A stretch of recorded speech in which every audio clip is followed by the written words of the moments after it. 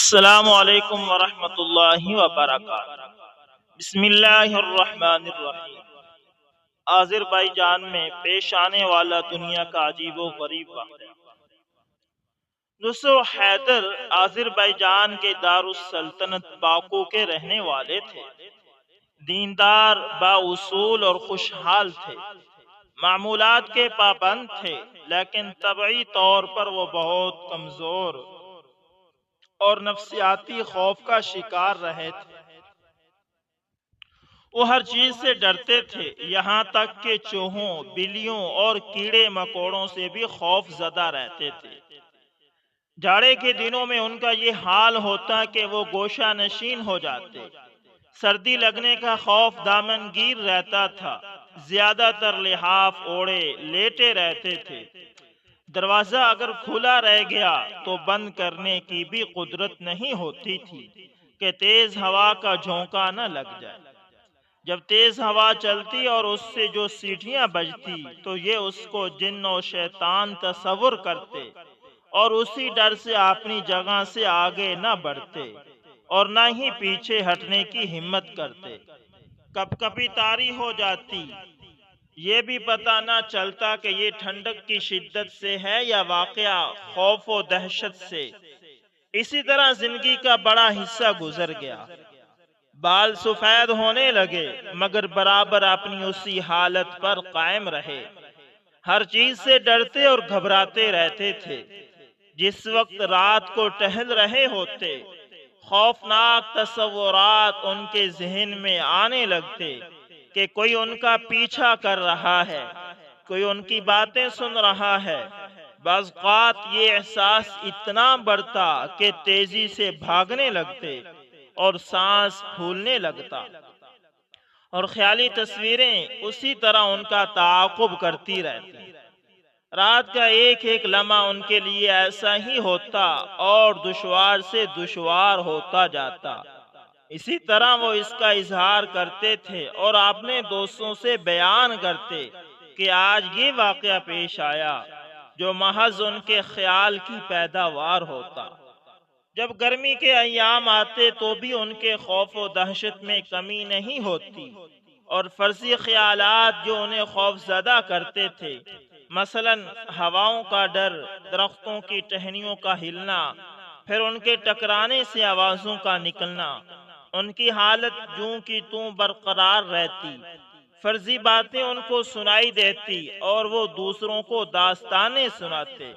ان کو موت کا بھی بڑا خوف تھا، جس سے انہیں کسی طرح چین و سکون میسر نہیں آتا، جبکہ گرمی سکون و اطمینان، جمال و خوش مزاجی اور نرمی اور رقت کا موسم ہے، اور یہ جن و انس کے خوش و خرم ہونے کے ایام ہیں۔ چڑیاں اس میں چہچہاتی ہیں، بلبل کے نغمے بلند ہوتے ہیں، خوشگوار پانی اپنے ٹھہراؤ اور جماؤ کے بعد پھر موجیں مارتا ہے، جس کی صاف شفاف چمک پھر دکھائی دیتی ہے، اور یہ وہ ایام ہیں جس میں سکڑنے کے بعد پھیلاؤ آتا ہے۔ مگر ان کا حال سب سے مختلف ہوتا، اور یہ ان ساری خوشگواریوں اور لطف و اندوز ہونے سے محروم رہتے، اور ان حسین و خوشگوار لمحات سے لطف اندوز نہیں ہو سکتے تھے، جبکہ رات کا سکون ان کو مزید پریشانی میں مبتلا کر دیتا، اور یہ خیال یقین میں بدل جاتا کہ رات کے سکون میں ہی تو جن و شیطان نکلتے ہیں، اور دن میں سورج کی گرمی ان کو باہر نکلنے نہیں دیتی۔ ان کی اس بیچارگی پر ان کے دوستوں کو افسوس ہوتا اور فکر مند رہتے اور ترس کھاتے، اور اس کے علاوہ کر بھی کیا سکتے تھے، اس لیے کہ وہ نفسیاتی مریض تھے۔ فرضی خیالات انہیں کھائے جا رہے تھے۔ ان کا حال عجیب تھا، ہر چیز ان کو روکتی اور حرکت و عمل سے باز رکھتی، اور یہ بات انہیں قید کیے ہوئے تھی۔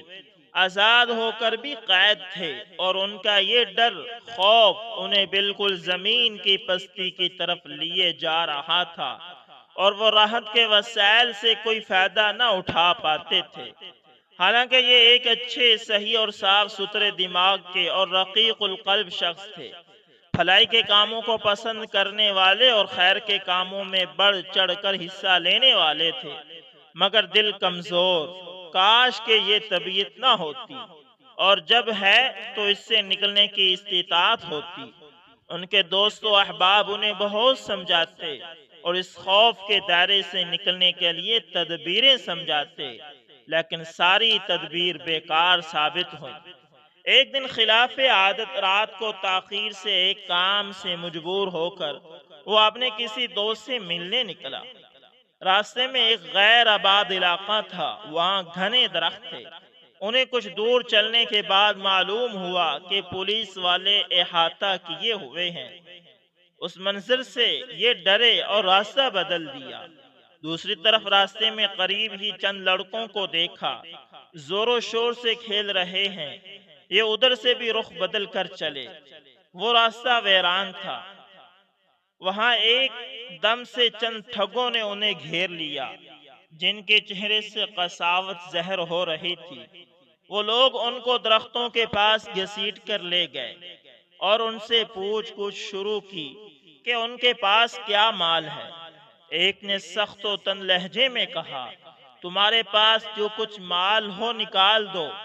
انہوں نے اپنی وہ سونے کی انگوٹھی اتار دی جو انہیں ورثے میں ملی تھی اور ان لوگوں کے حوالے کر دی۔ دوسرے نے کہا، روپے پیسے کہاں ہیں؟ جو کچھ جیب میں ہو نکال دو۔ انہوں نے بغیر کسی تردد کے کچھ جیب میں تھا نکال دیا۔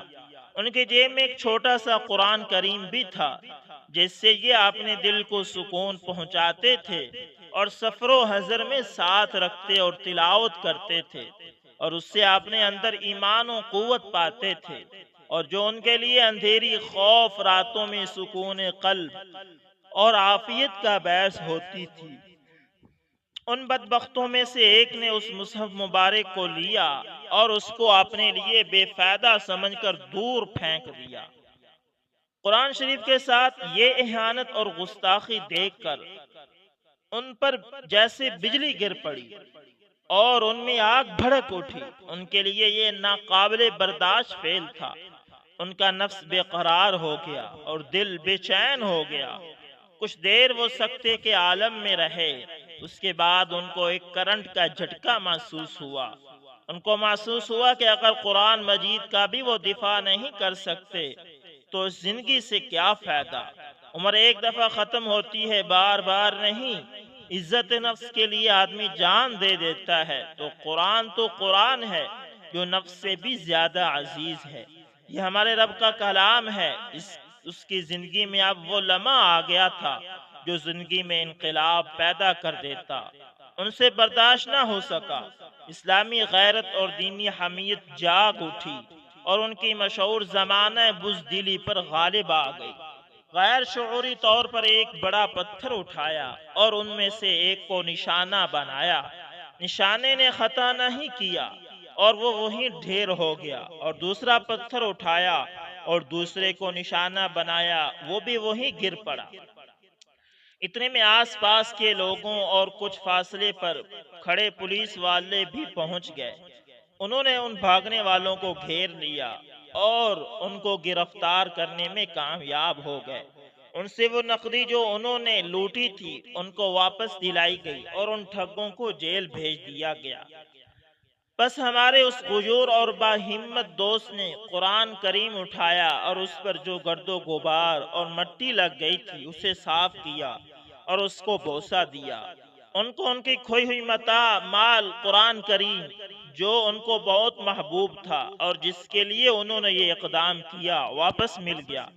اس کے ساتھ انہیں شجاعت و غیرت کا چھپا ہوا جوہر بھی واپس مل گیا جو ساری زندگی ان سے چھینا ہوا تھا۔ اس اسلامی غیرت اور دینی حمیت کا نتیجہ یہ ہوا کہ ایک ایسا شخص جو ایک بزدل شخص مشہور تھا، اس ایک واقعے نے اس کے اندر بہادری کے جوہر کھول دیے اور بزدلی کے دروازے بند کر دیے۔ اب وہ ایک جری بلند ہمت انسان بن گئے اور انہوں نے اس کے بعد شجاعت کی زندگی کا بقیہ حصہ گزارا۔ اسلامی غیرت اور دینی حمیت ہی ایک ایسی چیز ہے دوستو کہ اس کے آگے پہاڑ بھی چٹیل میدان معلوم ہوتا ہے۔ امید کرتا ہوں ویڈیو اچھی لگی ہوگی، پسند آئے تو لائک شیئر کامنٹ لازمی کریں، اور مزید ایسے مستند واقعات سننے کے لیے ہمارے چینل کو لازمی سبسکرائب کریں۔ جزاکم اللہ خیر۔